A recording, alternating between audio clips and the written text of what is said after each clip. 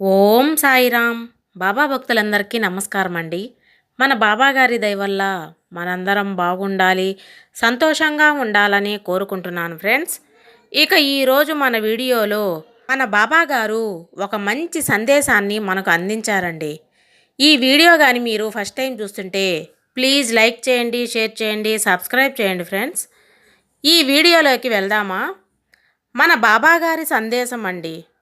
మన బాబాగారు ఏమంటున్నారంటే, తల్లి, ఈ కొత్త సంవత్సరం నీ జీవితంలో కొత్త కొత్త ఆనందాలని నింపుతుందమ్మా. నువ్వు ఎదురు చూసే శుభవార్త వింటావు తల్లి. నా మీద నమ్మకంతో ఒక నెంబరు తాకు అని అయితే మన బాబాగారు మన అందరి కోసం చాలా అంటే చాలా చక్కటి సందేశాన్ని తీసుకువచ్చారండి. మరి మన బాబాగారు ఏమంటున్నారో ఆయన మాటల్లోనే తెలుసుకుందామా? మన బాబాగారు మన ముందు 3 నెంబర్స్ ఉంచారండి. మీరైతే బాబాగారిని స్మరిస్తూ ఒక నెంబరు అనుకోండి. ముందుగా అయితే ఫస్ట్ నెంబర్ తాకిన వారి గురించి అయితే మన బాబాగారు ఇలా అంటున్నారు. తల్లి, ఈరోజు రాత్రికి నువ్వు ఒక పెద్ద మాయ నుండి బయటపడబోతున్నావమ్మా. కొంతకాలంగా ఎదురు చూస్తున్న కోరిక ఏ రాత్రికైనా తీరనమ్మా. ఎంతటి మాయ నుంచైనా సరే నా భక్తులని నేను రక్షించడానికి నేను సిద్ధంగా ఉన్నాను తల్లి. అంతటి మాయలో నా తల్లి చిక్కుకొని బాధపడటం నేను చూడలేనమ్మా. ఈ నిమిషం నేను చెప్పేది 2 నిమిషాలు జాగ్రత్తగా విను. ఎంతో కాలంగా ఎదురు చూస్తున్న నీ కోరిక ఈ రాత్రికల్లా తీరిపోయేలా నేను చేస్తాను తల్లి. ఇప్పుడు నువ్వు జీవితంలో ఆడే ఆటలో దేవుడు ఆడిస్తున్న ఒక కీలుబొమ్మవి. వాటికి శక్తి ఉన్నంత వరకు కూడా అవి ఆడుతూనే ఉంటాయి. శక్తిని కోల్పోతే ఆ భగవంతుడు వాటిని తీసుకెళ్ళిపోతాడు. ఈ మాటల్లోని అంతర్యం అందరికీ కూడా అర్థమైంది కదా. జీవితంలో మనం ఆడుతున్న ఆట అంతులేనిది. దీనికోసం పోరాటం కూడా చేద్దాం. భగవంతుని యొక్క అనుగ్రహం కోసం పోరాడాలి. జీవితంలో ఇంత పెద్ద మాయలో చిక్కుకున్న నా భక్తులకు వారి దారి మళ్లించడమే నా పని తల్లి. నీ కష్టాలను పంచుకోవడానికి, నీ బాధలను పంచుకోవడానికి నేను కుమిలిపోతూ ఉన్నాను కదమ్మా. అయితే నీ బాబా తండ్రి స్వయంగా ఈ రాత్రికి నీ కోసం కదిలి వస్తారు. నువ్వు నన్ను ఆహ్వానించు.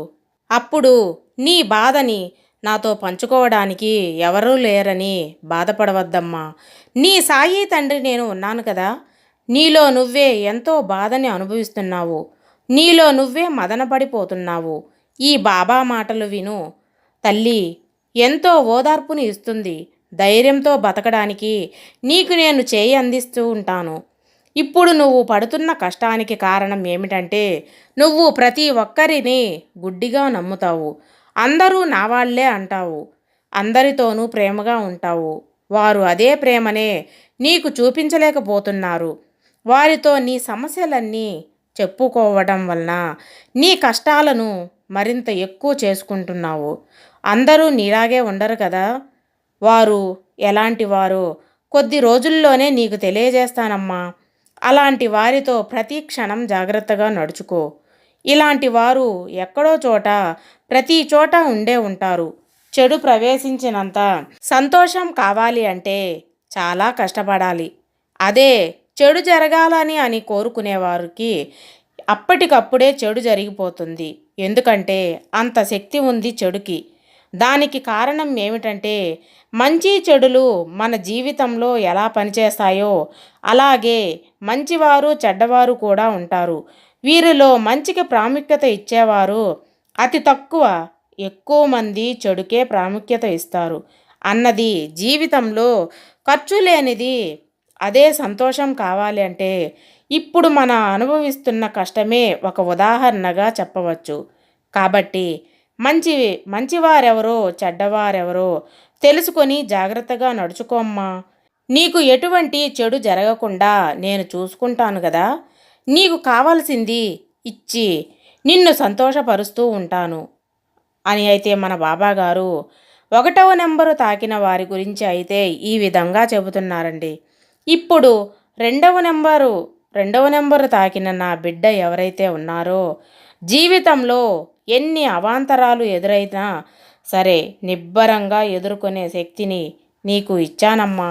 ఓర్పుతో ఉన్న వారిని అన్ని విషయాలకు ఇప్పుడు పడుతున్న బాధని మనసులో పెట్టుకొని మదన పడుతున్నావు కదా.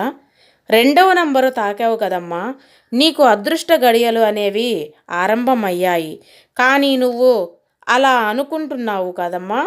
బాబా ఎప్పుడు మీరు ఇలాగే చెబుతున్నారు, శుభగడియలు ఆరంభం అని అంటున్నారు. కానీ అవి నా జీవితంలో రావటం లేదేంది బాబా అని అనుకుంటున్నావు కదా. నీ కష్టాల్లో ఆదుకునే సాయినాథుడివే ఏ కోశానా నా మీద జాలి లేదా అని అంటున్నావు కదా.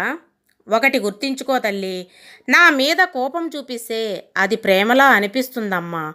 ఎదురుగా నా మీద రాళ్ళు విసురుకునే సమయాలు ఉన్నాయి. వారు నా మీద రాళ్ళు విసిరినప్పుడు పువ్వులు పడినట్టే అనిపిస్తూ ఉంటాయి. ఎందుకంటే నా భక్తుడు ఏదో ఒక రకంగా నన్ను తలుచుకుంటూ ఉంటున్నాడు కాబట్టి. ప్రతి క్షణం వారి కష్టం తీరలేదు అని నన్ను తిట్టుకున్న ప్రతి క్షణం వారి గుండెల్లో నేను కొలువై ఉంటున్నాను. అందుకే నా భక్తులు అంటే నాకు అంత ప్రేమ తల్లి. అటువంటి వారిని నేను ఎప్పుడూ కూడా ఎన్నడూ కూడా మరువను. వారు మరచినా నేను అస్సలు మరువనమ్మా. ఇప్పుడు కూడా ఎన్ని సందేశాలు ఇస్తున్నానా. కొంతమంది భక్తులు సందిగ్ధంలో ఉన్నారు. తుఫాను వచ్చే ముందు వాతావరణం సహకరించి ఎంతో నిర్మోహంగా ఉంటుంది. అది ఎంత నిజమో అలాగే నీ దగ్గర జీవితాల్లో ఊహించని సంతోషం, ఆ అదృష్టం రాబోతుంది అని కూడా అంతే నిజం కదా. సంతోషం వచ్చినప్పుడు ముందు నేనే కనిపిస్తున్నాను తల్లి. నువ్వు ఎప్పుడూ కూడా బాధపడవద్దమ్మా. ఎందుకంటే నువ్వు బాధపడితే నా మనసు వికృతి అయిపోతుందమ్మా. తప్పకుండా నీ జీవితంలో సుఖ సంతోషాలు వస్తాయమ్మా. అప్పుడు నువ్వు పడుతున్న బాధకి కారణం ఎవరైతే ఉన్నారో వారు రేపటి రోజున తప్పకుండా శిక్షని అనుభవిస్తారు. నువ్వు నిజాయితీగా ఉంటూ ఎదుటి వారికి సహాయపడతావు కదూ. ఇదే నిజాయితీతో, ఇదే మంచి గుణంతో ఇక ఎవరి వరకు ఉంటే తల్లి ఎలా ఉండటం నాకు ఎంతో నచ్చుతుంది అమ్మా. నా మనసుకి ఎంతో సంతోషం కలుగుతుంది. ఎందుకంటే నా జీవితం విధానాల్లో నడుస్తుంది. నేను చెప్పిన మాట వింటుంది. శ్రద్ధ సబూరితో ఉంటున్నావు అని నాకు సంతోషం కలుగుతుంది అమ్మా. ఇకపైన నీ జీవితంలో అన్ని సంతోషాలే. ధైర్యంగా ఉండు. రెండవ నెంబరు తాకిన వారి గురించి అయితే మన బాబాగారు ఇలా చెప్పారండి. ఇప్పుడు మూడవ నెంబరు తాకిన బిడ్డ ఎవరైతే ఉన్నారో తల్లి, ఇప్పుడు నువ్వు ఎంతో బాధపడుతున్నావు అమ్మా. మీ బాబాని నీకు చెబుతూ ఉన్నాను, బాధపడవద్దు, కన్నీరు కార్చవద్దు. అన్నీ తట్టుకుంటూ అన్నీ నువ్వు అనుకున్నట్లుగానే నీకు అనుకూలంగా మారుతాయి. విషయం గ్రహించాలి. నువ్వు ఇంకా చిన్నవారిని, నీకు ఇంకా ఎంతో వయసు ఉంది, ఒంట్లో శక్తి ఉంది. నీకు వచ్చిన ఈ కష్టం తెలుసుకోవడం అతి పెద్ద కష్టమేమీ కాదు కదా. ప్రారంభ దశలోనే ఉన్నావు. ఈ ప్రారంభ దశలోనే నీకు వ్యతిరేకతలు రావటం, నిన్ను నష్టాల్లో ఊబిలోకి తీసుకువెళ్ళడం అనేది బాధాకరమే. ఈ విధంగా మన బాబాగారు ఒక మంచి సందేశాన్ని అందించారండి. ఈ సందేశం కానీ మీకు నచ్చినట్లయితే ప్లీజ్ లైక్ చేయండి, షేర్ చేయండి, సబ్స్క్రైబ్ చేయండి ఫ్రెండ్స్. సర్వేజన సుఖినో భవంతు. జై సాయిరామ్.